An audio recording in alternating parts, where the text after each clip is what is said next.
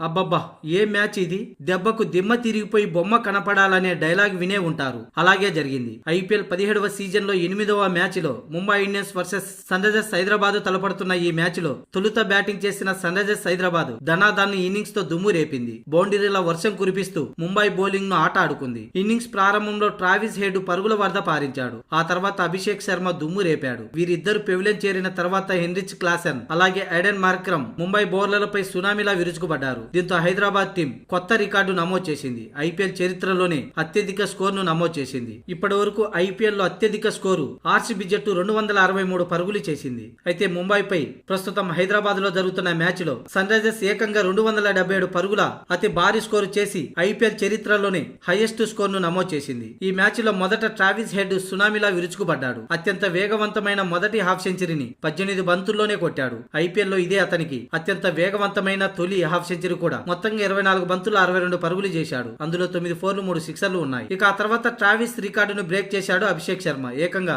16 బంతుల్లోనే half century కొట్టి చరిత్ర సృష్టించాడు. అభిషేక్ శర్మ 23 బంతుల్లో మొత్తంగా 63 పరుగుల తన ఇన్నింగ్స్ లో 3 4లు 7 సిక్సర్లు బాదాడు. ఇక ట్రావిస్ హెడ్ అభిషేక్ శర్మలు అవుట్ అయిన తర్వాత ఐడెన్ మార్క్రమ్ హెన్రిచ్ క్లాసెన్లు ముంబై బౌలింగ్ ను దుమ్ము దులిపారు. అద్భుతమైన షాట్లు 4ల సిక్సర్లతో విరుచుకు పడడంతో హైదరాబాద్ టీం 3 వికెట్లు కోల్పోయి 277 పరుగులు చేసింది. ముఖ్యంగా హెన్రిచ్ క్లాసెన్ తన హాఫ్ సెంచరీతో ఆకాశమే హద్దుగా చెలరేగా ఆడాడు. 34 బంతుల్లో 4 4లు 7 సిక్సర్ల సహాయంతో 80 పరుగుల నాటౌట్ గా నిలిచాడు. అలాగే మార్కరం కూడా 28 బంతుల్లో 42 పరుగుల నాటౌట్ గా నిలిచాడు. మొత్తంగా 3 వికెట్లు కోల్పోయి 277 పరుగులతో ఐపీఎల్ చరిత్రలోని అత్యధిక స్కోర్ ను నమోదు చేసింది సన్ రైజర్స్ హైదరాబాద్.